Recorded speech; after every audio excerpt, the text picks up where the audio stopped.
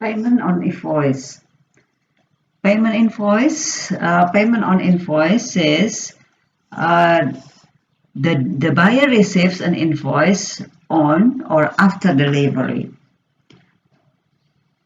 which describes the goods delivered, the amount to be paid, and the period within which the invoice must be paid. So, for example, 14 days. This kind of payment gives advantage and disadvantages. So for the seller, of course, the she or he only uses this term of payment if he knows the buyer is reliable. Otherwise, he or she run the risk of not being paid. So this is the trust is must be built in this kind of payment. And then for the buyer, this term of payment is favorable, of course, because she or he can inspect the goods before paying for them, as well as having time to pay. Yeah, this is always disadvantages and advantages. The next is HP. HP is hire purchase. The term of payment is offered by retailers on expensive products such as cars, large electrical items, etc. The customer makes a down payment of about 10 to 20% of the price and takes the goods away. Afterwards, he pays the balance or the remaining amount in weekly or monthly installments.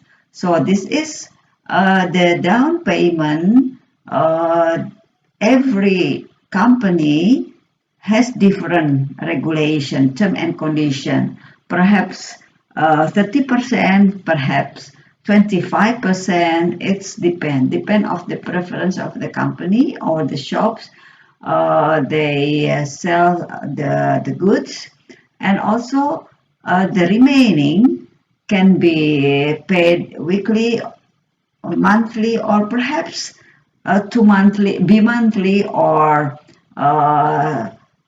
every 6 months, or every 3 months, or perhaps uh, 7 months. This is the depend on the agreement of both sides, the sellers and the buyer. So afterwards, he or she pays the balance or the remaining amount in weekly, or the time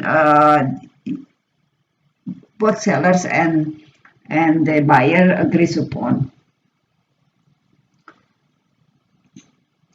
The other disadvantages and advantages for the seller and the buyer is that for the seller, the term of payment carries a certain risk for them. So the buyer may not be able to keep up the payment. And if she or he returns the goods, so the seller can no longer resell them as new. So he cannot or she cannot sell like the original one, the original price. It must be reduced the price if something happened with the HP.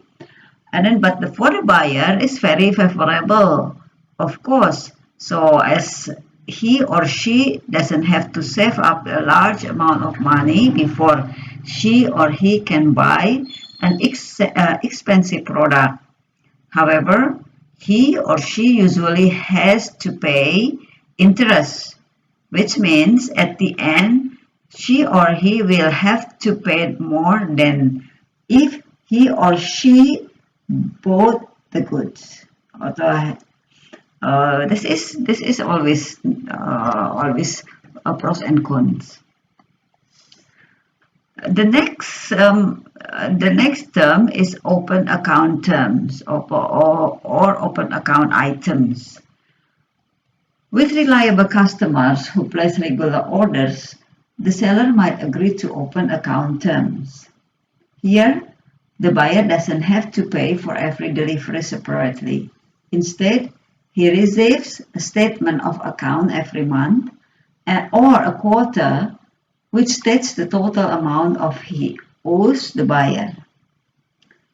He is then expected to settle a minimum amount of his debt. 10% of the total amount, for example,